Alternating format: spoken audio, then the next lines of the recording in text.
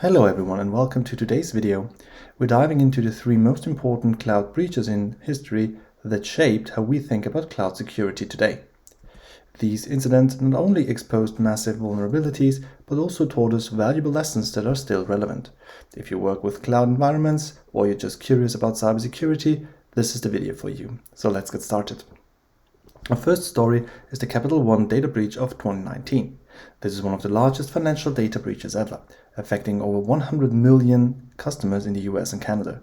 Sensitive information, including names, addresses, credit scores, and even 140,000 social security numbers, were exposed. So how did this happen? The attacker, Paige Thompson, was a former Amazon Web Service engineer. She exploited a misconfigured Web Application Firewall, or WAF, to execute a server-side request forgery, also known as SSRF. This allowed her to access Capital One's AWS S3 storage buckets where customer data was stored. So what changed after the breach? Cloud providers and organizations tightened their security practices. AWS introduced enhanced SSRF protections like IMDS v2, and companies adopted better monitoring tools like AWS CloudTrail and GuardDuty. The takeaway: always secure your cloud configurations and monitor access closely. Next, let's talk about Tesla's Kubernetes breach in 2018. Unlike Capital One, this breach didn't target customer data, but instead exploited Tesla's cloud resources for cryptojacking. The attackers ran cryptocurrency mining operations using Tesla's computing power. The root cause was a Kubernetes dashboard which was left exposed to the internet without password protection. Attackers discovered this misconfiguration, accessed Tesla's AWS resources, and deployed crypto mining scripts. The clever part: they configured the mining operations to use minimal resources, avoiding detection. So how was it resolved? A security firm called RedLock detected the breach during a routine scan. Tesla quickly shut down the unauthorized operations and implemented stronger protections.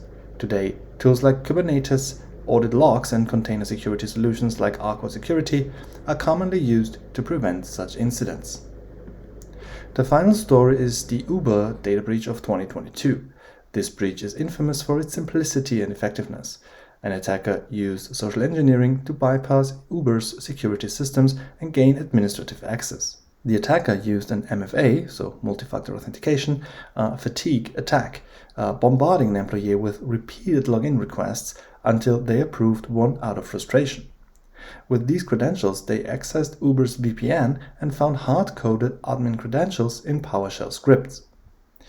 This gave them unrestricted access to Uber's AWS, Google Workspace, and Slack channels.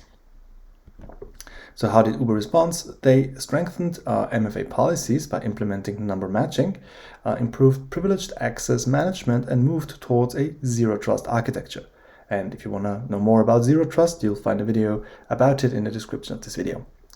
And the lesson here for the Uber data breach is that social engineering, as I always say, social engineering attacks are highly effective, the most commonly used attacks nowadays, and robust employee training is key to preventing them. And even better, employ a zero trust mindset in your company. So the key takeaways from these breaches. These three breaches highlight common cloud security challenges: misconfiguration, insufficient access controls, and social engineering, including phishing, by the way. So here's what we can learn. Always secure cloud configurations and eliminate hard-coded credentials. This should be a no-brainer. Use advanced monitoring tools to detect unusual activity. Again, audits, logging, monitoring, they're all very important. Next, train employees to recognize and resist social engineering tactics. This is probably the hardest but also most important part of this list. And finally, adopt a zero-trust security model to minimize lateral movement, also very important and also not that hard to do. Again, you can find my video in the description on what zero trust is and how to implement it.